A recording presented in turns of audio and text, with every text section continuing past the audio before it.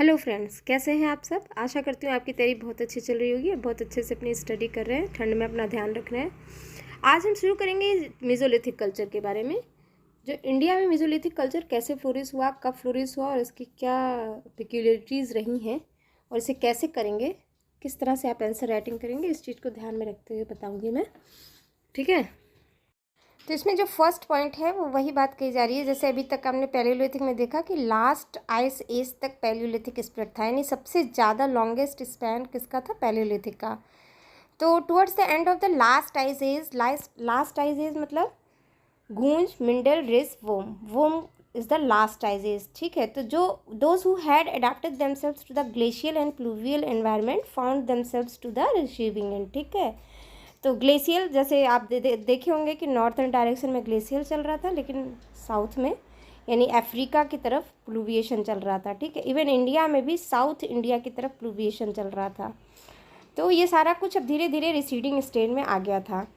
तो इन a normal climate ये एक डिवाइन रेथ था, क्योंकि सारा कुछ फ्लोरा फाना सब कुछ चेंज हो रहा था। एक नए काइंड ऑफ जियोग्राफी बन रही थी, नए काइंड ऑफ वेजिटेशन बन रहा था, नए काइंड ऑफ जूलॉजिकल एनवायरनमेंट बन रहा था। बहुत सारे तरह तरह के different kind of animals extinct हो रहे थे और new variety of animals appear हो रहे थे, अडेप्ट कर रहे थे। ठीक है, तो वही चीज़ मैंने यहाँ पे लिखा हुआ है, new flora and fauna appeared, dense bushes and forest with unpassable undergrowth grew up. समझ रहे, अब इतना ज़्यादा डेंस था कि उसमें बड़े बड़े टूल्स तो यूज़ नहीं हो पाते बीस्टिंग के लिए, मतलब हंटिंग गैदरिंग के लिए। ठीक है, जो बड़े बड़े एनिमल्स थे, डायनासोर काइंड ऑफ थिंग, वो सब क्या हो रहे थे, छोटे छोटे और फास्टर एनिमल में चेंज हो रहा था। यानी जो बड़े बड़े बीस्ट थे जो बहुत धीरे धीरे फॉरेस्ट में चलते थे, वो अब छोटे साइज में होने लगे और वो फास्ट रनर होने लगे। अब इन सब कंडीशंस को देखते हुए टूल्स भी चेंज होंगे, लिविंग स्टाइल भी चेंज होगी, कल्चरल पैटर्न भी चेंज होगा। तो बस यही सारी चीज़ें हैं। तो एक पॉइंट यहाँ पे ये लिखेंगे, big game gave place to smaller faster game which could not be easily requiring a tool kit with lighter and projectable tool. Right, तो हमने सारी बात एक पूरे सेंटेंस में कह दी। गेम यानी एनिमल्स, यानी गेम यानी बीस्ट। ठीक है, नेक्स्ट पॉइंट है, everywhere the onset of Mesolithic is characterised by the appearance of very small and thin tools called microliths.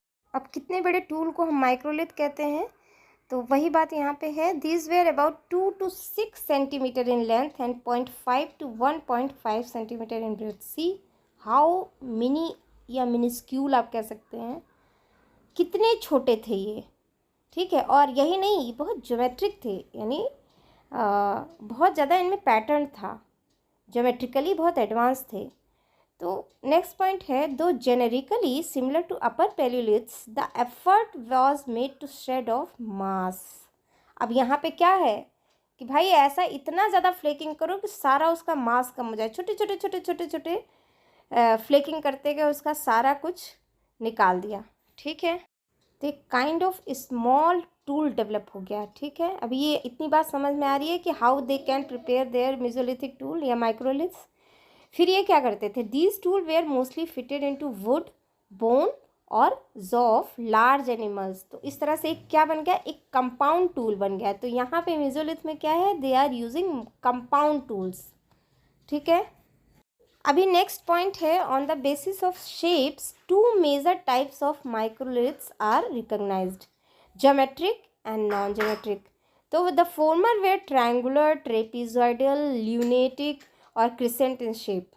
तो समझ पा रहे हैं आप कि ज्योमेट्रिक थे वो ज़्यादा एडवांस थे। मेन टूल की बात कर ली जाए तो इसमें रीटस ब्लेड, ऑब्लिकली ब्लंटेड ब्लेड और pen knife, flake point, triangle में स्केलिन और आइसोसिलिन टाइप, ट्रेपीज, क्रिसेंट और lunate, microburin, these are important tools of Mesolith. तो ये आप बिल्कुल इसी तरह लिखिएगा और यही चीज़ याद कर लीजिए। एक एक पॉइंट बहुत इंपॉर्टेंट है, एक एक सेंटेंस इवन बहुत इंपॉर्टेंट है। ये इससे ज़्यादा एक्स्ट्रा कुछ नहीं आएगा और ना ही पूछा जाएगा। तो यहाँ पे एक भी पॉइंट छोड़िएगा मत, जैसे जैसे इस नोट्स में बताए जा रहे हैं आप प्लीज़ उसी को फॉलो करिए। ठीक है, अब अभी नेक्स्ट पॉइंट है, it is believe that geometric tools denote an advance state. अब इसका क्या मतलब, इसका मतलब ये है कि a site yielding predominantly geometric tool is younger than the one without it. समझ में आ रही है बात। द मेजर साइट जहाँ पे मिले हैं मेसोलिथिक टूल्स वो कुछ इस तरह से हैं, तो एक एक करके साइट देखते जा रहे हैं। आप इसी तरह से लिखिएगा, इसको स्क्रीनशॉट ले लीजिए या खुद के वर्ड्स में लिखिए, 2 से 3 बार सुन लीजिए और देख लीजिए और वापस अपने वर्ड्स में अपने नोटबुक में लिखिए, ठीक है। तो ये आप ऐसे इसी तरह से फॉलो अप करिएगा जिससे आपको एकदम से वो चीज़ याद हो जाए, क्योंकि सारे पॉइंट्स बहुत कंसाइज हैं, इससे बाहर का नहीं आएगा, लेकिन इस तरह तो लिखना ही है आपको, ठीक है। तो जो फर्स्ट साइट है वो है बागोर, जो राजस्थान में सिचुएटेड है। ये है Kothari river near Bhilwara town, ठीक है। ये एक सैंड डून था with the deposit of 150 centimetre. It is divided into 3 phases, जिसमें फेज फर्स्ट जो है वो मेसोलिथिक को रिप्रेजेंट कर रहा है, यानी स्ट्रेटिग्राफी यहाँ बिल्कुल रिकॉग्नाइज्ड है। और इस साइट को डिस्कवर किया था वीएन मिश्रा ने 1967 में। समझ आ रही बात। नेक्स्ट है the site is rich in cultural material, probably richest in the world, as several thousand tools and a great profusion of animal remains have been excavated, ठीक है। हैबिटेशनल फ्लोर जो था वो स्टोन से बनाया गया था। Microliths are tiniest one in India, बहुत इंपॉर्टेंट है। बाघोर साइड से जो मिले थे microliths, they were very tiny, majority of them being 1.5 to 2 centimetre in length. See कितने छोटे थे ये, including a good number of geometric microliths, इसका मतलब ये एडवांस थे। The animals identified by the bone remains are cattle, buffalo, goat, sheep, pig, chital, sambar, hair, fox, ये सारी चीज़ें थी। कुछ एक्वेटिक फॉना भी डिस्कवर किए गए लाइक टॉर्टोइज, फिशेस, ठीक है। अब अगर फॉसिल्स की बात की जाए तो one skeleton in extended form with head towards the west was also found from the phase 1। आप देख रहे हैं कि एक तो वेस्ट में उसका हेड था, तो कुछ सम काइंड ऑफ रिचुअल भी रहा होगा, तो कुछ कल्चरल डेवलपमेंट भी यहाँ पे दिख रहा है आपको, ठीक है। नेक्स्ट साइट है तिलवारा। तिलवारा भी राजस्थान में ही है। It is the western limit of the Mesolithic in India. The tools found from the sites are trapeze, lunate, point, अच्छा, फायर हर्थ भी हुआ पाया गया, चार्ड बोन्स और अदर हैबिटेशनल रिमेन्स पाए गए, जो ये शो करते हैं कि थोड़ा सा यहाँ पे सेटल्ड लाइफ थी। They have some kind of rituals also, ठीक है। तो एक तरह से नोमैडिक तो थे, लेकिन they have kind of settlement also. They have habitational floor, they have charred bones, they have fire hearth, मतलब they know the good use of the fire, they controlled their fire, ठीक है। तो इस तरह से ये एक साइट हो गई तिलवारा। नेक्स्ट है लंघनाथ, जो गुजरात में है, on the western bank of Sabarmati, Mehsana district में ये साइट स्थित है। बहुत सारे कंसोलिडेटेड सैंड डून्स यहाँ पाए गए, जिसमें से लंघनाथ जो है उसे बहुत डिटेल में स्टडी किया गया, ठीक है। अब अगर टूल्स देख लिया जाए तो टूल टाइप्स थे lunate, trapeze, scraper, borer, blunted bit knives, burins, ये सारी चीज़ें। एक राइनोसिरोस का शोल्डर भी पाया गया, तो shoulder blade with marks of striations have been found, बहुत इंपॉर्टेंट है। किसने स्टडी किया? संकालिया और सुब्बाराव ने, ठीक है। एनिमल रिमेन्स अगर आइडेंटिफाई किए गए तो वो थे cattle, buffalo, wild boar, deer and nilgai. सबसे इम्पॉर्टेंट और इंटरेस्टिंग फीचर है यहाँ का, वो है human skeleton. They are 14 in number, legs were folded backward and tied before burial, ठीक है। तो इसका मतलब there are some rituals. Some skulls have deep cuts across the forehead. It was earlier suggested that they might have been cannibal समझते हैं ना, इसके मतलब वो सर को फोड़ के उसका ईटिंग करते थे फ्लैश का। Later it was argued that the cracks may have been caused due to weathering of osseous tissues.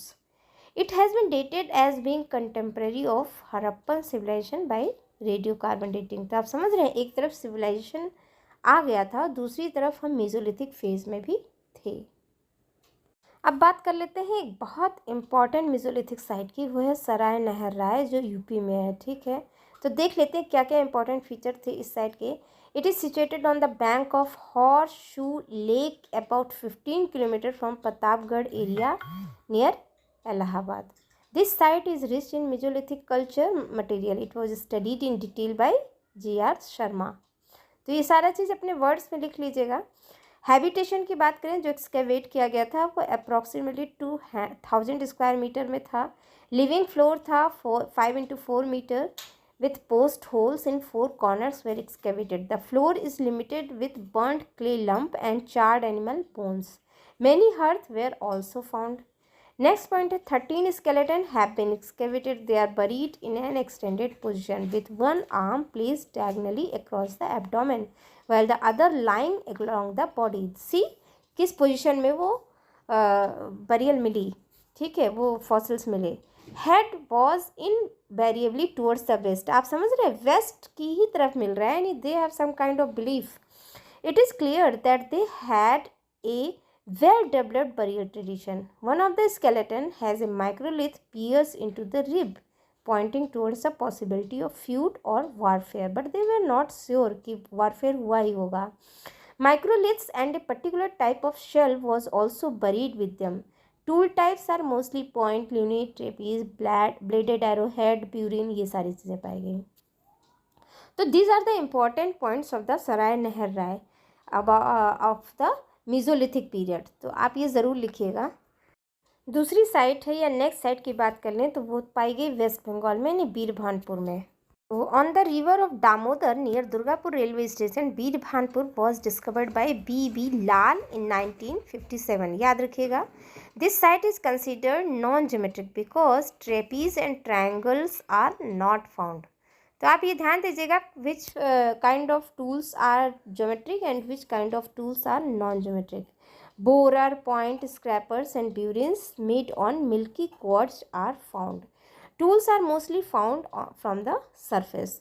तो ये तो हो गए important points of Birbhanpur site. याद रखिए सारे इंपॉर्टेंट पॉइंट्स से इसे पॉइंटेड करके लिख लीजिएगा अपने नोटबुक में।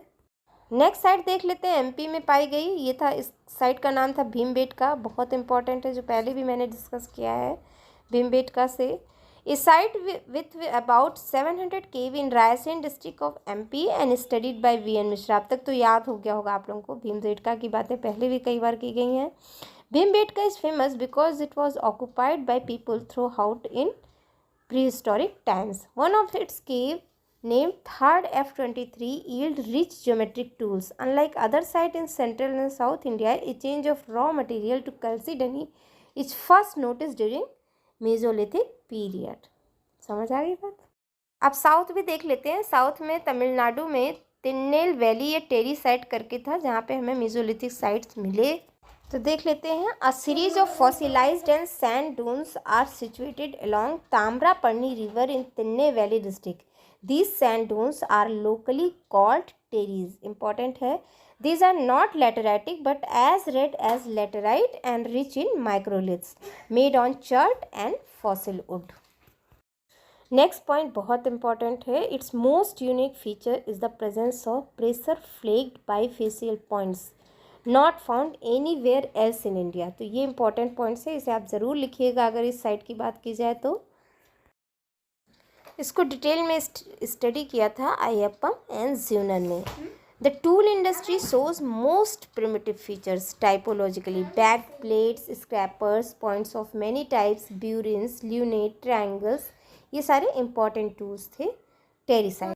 नेक्स्ट इंपॉर्टेंट साइट है संगनकल्लू जो कर्नाटका में है। इसे सुब्बा राव और फूट करके एक साइंटिस्ट थे, उन्होंने स्टडी किया था डिटेल में। The tools are mostly made on quartz, ठीक है। Waste material from the site indicates that tools were made at the site himself, मतलब एक पूरी इंडस्ट्री थी यहाँ पे। Parallel sided flake, core, point, scraper and lunates are the major tools. इसके अलावा जो थे these tools are hundreds of smaller site yielding microliths scatters all over the India such as Shorapur Doab in Karnataka, Nagarjunakonda in Andhra Pradesh, Salsette Island in Bombay, Adamgarh in Madhya Pradesh, Kuchai in Orissa. तो आप important site है ये भी याद रखिएगा, ये सारे sites हैं मेसोलिथिक साइट्स। तो एक जनरल आइडिया आपको मिल गया ओवरऑल। अब इतना सब डिटेल में देखने के बाद एक जनरल इंटरप्रिटेशन की बात की जाए तो Mesolithic cultural, it is apparent from the study of sites in India that it is fairly widespread in India. At most sites, the evolution of Mesolithic from an early stage of Paleolithic can be technotypologically demonstrated, ठीक है। Therefore the hypothesis that Mesolithic culture was brought to India a new wave of people from the west is certainly untenable. समझ रहे हैं। It is also clear that regional differences was owing to adaptation to different kind of environment. Baghor and Tilwara form one group. Langnaas, Sarai Nehra and Bhimbetka एक another group बना लेता है. South India appears to have an entirely independent development. इस तरह से देखा जाए तो एक पैचेस में डेवलपमेंट हो रहा है, ठीक है। Fishing, small game hunting, honey and wild seed collection was the basis of economy. Partial sedentism आपने देखा, हैबिटेशन था, फायर था, हर्थ था, ये सारी चीज़ें वो सीडेंट्री लाइफ व्यतीत कर रहे थे। इसके अलावा फ्यूड एंड वारफेयर भी कहीं कहीं समझ में आ रहा है, जैसे कुछ माइक्रोलिथ्स उनके सर में धसे हुए मिले, तो इस तरह से ये उनके पार्ट ऑफ कल्चर थे। Thus, a stage had been set for further development in settled life and productive economy during the, इसके बाद कौन सा स्टेज आने वाला है, न्यूलिथिक पीरियड, ठीक है। तो ये एक बेस बन गया न्यूलिथिक कल्चरल डेवलपमेंट को प्रमोट करने के लिए। तो that's all for today's discussion. Thanks for listening. Bye bye.